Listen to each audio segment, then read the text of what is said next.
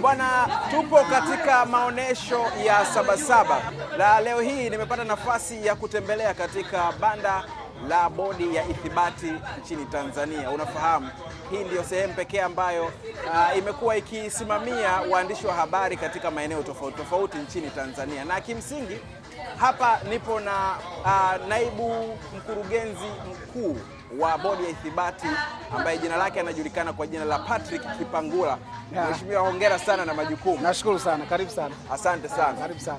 Tupo hapa katika banda lenu leo hii kwenye maonesho ya Sabasaba. Watu watajiuliza kwamba bodi ya ithibati inashiriki kwa nini katika maonesho haya? Labda ni kushukuru kwanza kwa kutembelea banda letu. Tupo hapa viwanja vya Sabasaba kwenye kijiji cha Wizara ya Habari, Utamaduni, Sanaa na Michezo. Na bodi ya ithibati ya waandishi wa habari ni taasisi mojawapo ambayo iko chini ya wizara hiyo. Na bodi hii ni taasisi mpya ambayo imeundwa chini ya Sheria ya Huduma za Habari sura ya 229, sheria ya mwaka 2016. Kwa hiyo tupo hapa na bodi hii, majukumu yake makubwa yameainishwa kwenye sheria, na jukumu lake la kwanza ni kutoa ithibati kwa waandishi wa habari na vitambulisho kwa waandishi wa habari. Kwa waandishi wa habari wote ambao tunawapa ithibati, tunawapa na vitambulisho ambavyo vinaitwa press kitaaluma. Kwa hiyo ni jukumu la kwanza kabisa ambalo bodi tunalifanya. Lakini jukumu la pili ambalo tunalifanya ni kusimamia maadili ya waandishi wa habari. Kwa hiyo tunajua kabisa kila taaluma ina maadili ambayo wanatakiwa kuyazingatia. Kwa hiyo na sisi pia jukumu letu ni kusimamia pia maadili ya waandishi wa habari. Kwa hiyo kama kuna mwandishi wote ambaye atakiuka maadili au atafanya kitu chochote kinyume na maadili ya taaluma, sisi tuko tayari kumsimamia na kumrekebisha kwamba sasa rudi kwenye maadili ambayo yanatakiwa. Lakini jukumu la tatu ni kutoa mafunzo kwa waandishi wa habari. Maanake taaluma hii lazima tuilee. Wale waandishi ambao labda tunawapa ithibati lazima tuwalee. Kwa hiyo lazima tutoe mafunzo ili kuendeleza kwenye taaluma yao na kuwa na taaluma ambayo kidogo inaendana na wakati, na hasa ukizingatia kwamba kuna mabadiliko makubwa sana ya teknolojia sasa hivi. Kwa hiyo ni muhimu sana tukawapa mafunzo ili waendane na wakati. Hilo ni jukumu la tatu. Lakini jukumu jingine ni kuishauri serikali masuala yote yanayohusu elimu ya taaluma ya waandishi wa habari, na tunajua kabisa kuna vyuo vinafundisha taaluma hii ya habari. Kuna vyuo vikuu, kuna vyuo vya kati, hivyo vyote vinafundisha taaluma ya habari. Kwa hiyo sasa tunafanya kazi ya kuwashauri, kurekebisha mitaala na mambo mengine ambayo yanaendana na elimu ya taaluma hii ya uandishi wa habari. Kwa hiyo ndio majukumu ambayo bodi tunafanya kwa sasa. Kwa nini tupo Sabasaba?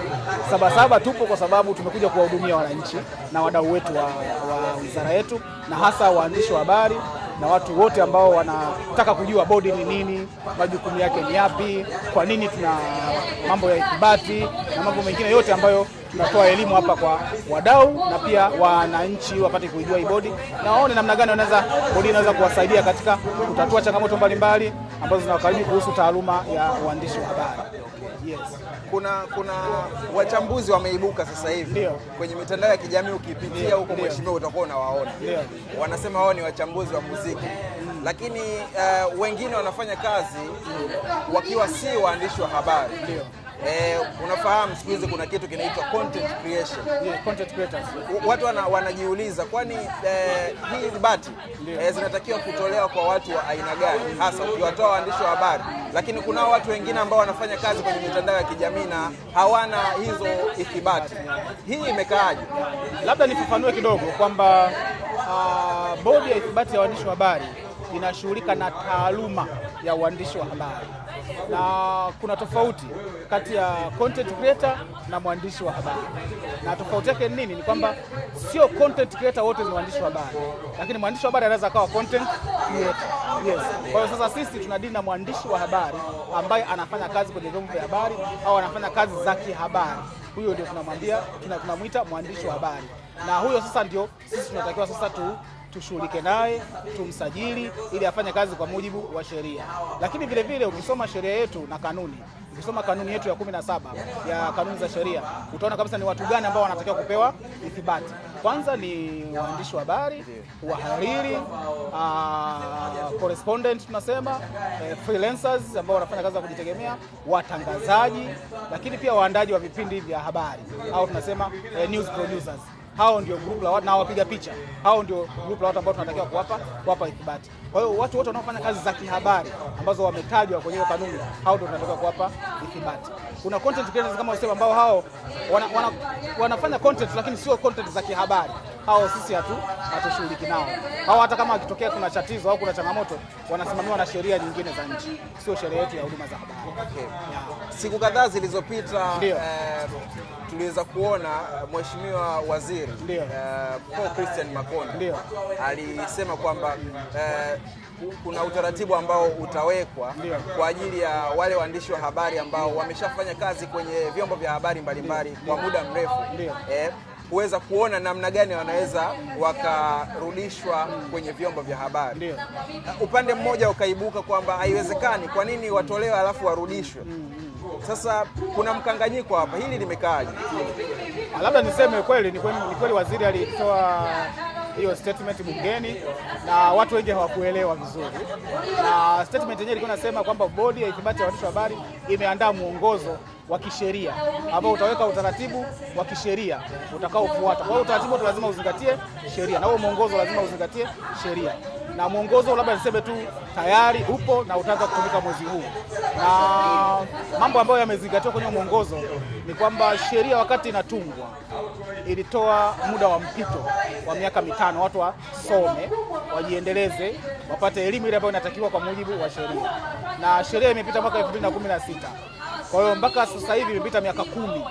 Kwa hiyo mtu amepewa grace period ya miaka 10 ili akasome, ili wale diploma ya uandishi wa habari ili aweze kuthibitishwa. Kwa hiyo maana huo mwongozo umezingatia hilo pia, kwamba lazima tujiridhishe kwamba mwaka 2016 ulikuwa huna uwezo wa kwenda shule kwa sababu tayari muda ulitolewa wa kwenda shule. Lakini pia kanuni zinasema kwamba bodi ina discretion ya kutoa hiyo ithibati. Na kwa hiyo kama ina discretion maana inaweza katoa au isitoe. Na kwa maana hiyo sasa bodi kwa busara yake sasa ikaona kweli kuna watu ambao ukiwaangalia wamechangia kwa kiwango kikubwa maendeleo ya sekta ya habari. Wamechangia kwa namna gani?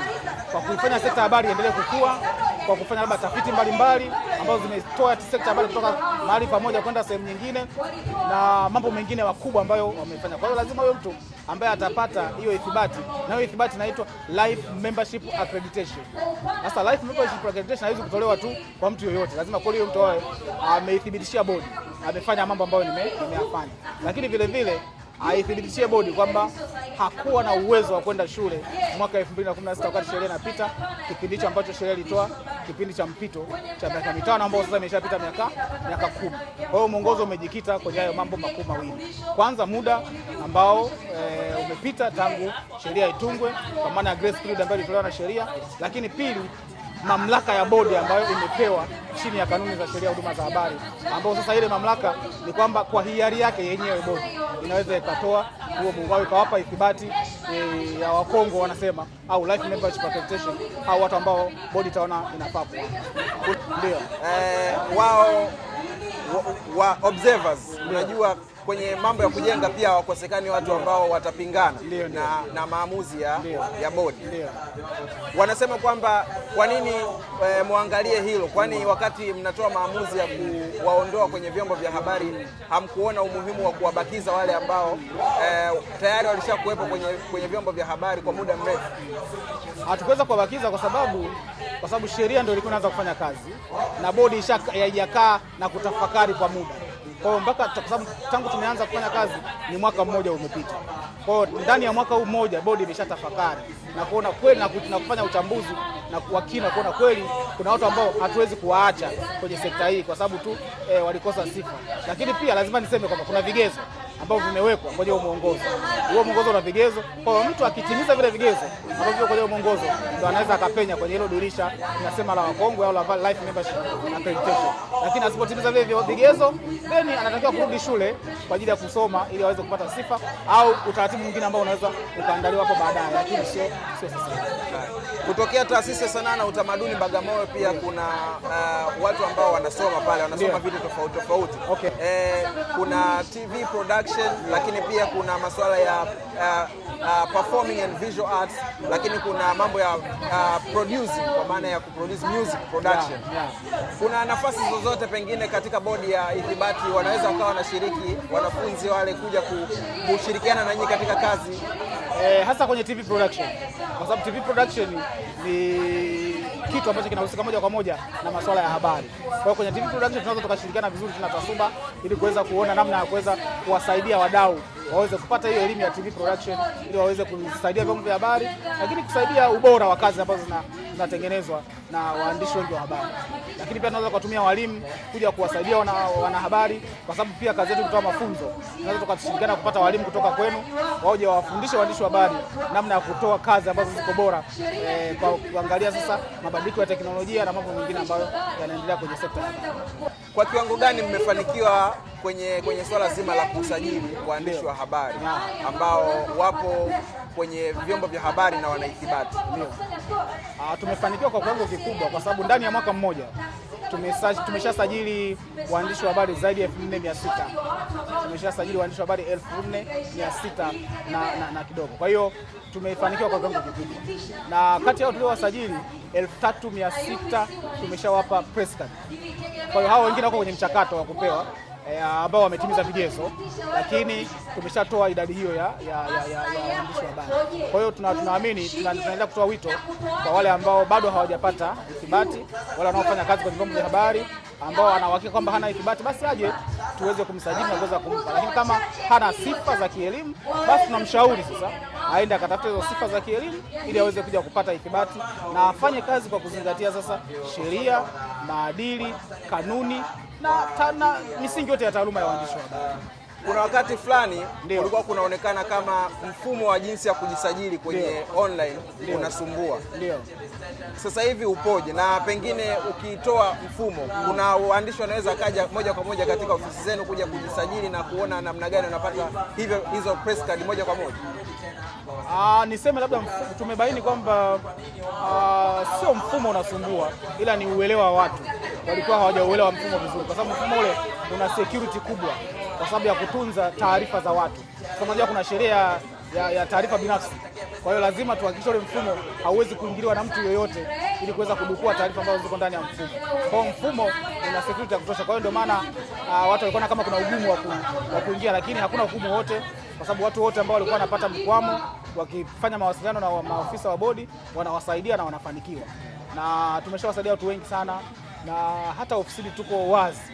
Ofisi zetu ziko Dar es Salaam, mtaa wa Jamhuri.